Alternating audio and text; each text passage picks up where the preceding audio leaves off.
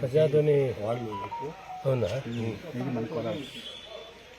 ಪ್ರದೇಶ ಕಾಂಗ್ರೆಸ್ ಸಮಿತಿ ಅಧ್ಯಕ್ಷರು ದಕ್ಷಿಣ ಕರ್ನಾಟಕ ಮತ್ತು ಮಾಜಿ ಮುಖ್ಯಮಂತ್ರಿ ಸಿದ್ದರಾಮಯ್ಯನವರು ಉತ್ತರ ಕರ್ನಾಟಕದಲ್ಲಿ ಪ್ರವಾಸ ಮಾಡಿ 1 ತಿಂಗಳೊಳಗಡೆ ಎಲ್ಲ ತಾಲೂಕುಗಳನ್ನು ಮುಟ್ಟಬೇಕು ಅಂತ ಮೊಟ್ಟ ಮೊದಲ ಬಾರಿಗೆ ಮುಳಬಾಗಿಲು ತಾಲೂಕು ವಿಶೇಷವಾಗಿ ಗಣೇಶ ಟೆಂಪಲ್ಗೆ ಇವತ್ತು ಅವರು ಭೇಟಿ ಕೊಟ್ಟು ಆಶೀರ್ವಾದ ಪಡೆದಿದ್ದಾರೆ.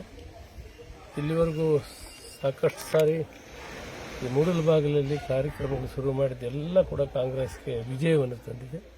ಇವತ್ತು ಶಿವಕುಮಾರ್ ಅವರ ಒಂದು ಅಧ್ಯಕ್ಷತೆಯಲ್ಲಿ ನಾಯಕತ್ವದಲ್ಲಿ ಈ ಕೆಲಸ ಇವತ್ತು ಪ್ರಾರಂಭ ಆಗಿದೆ. ಕಾಂಗ್ರೆಸ್ ಜಯವಾಗ್ತದೆ.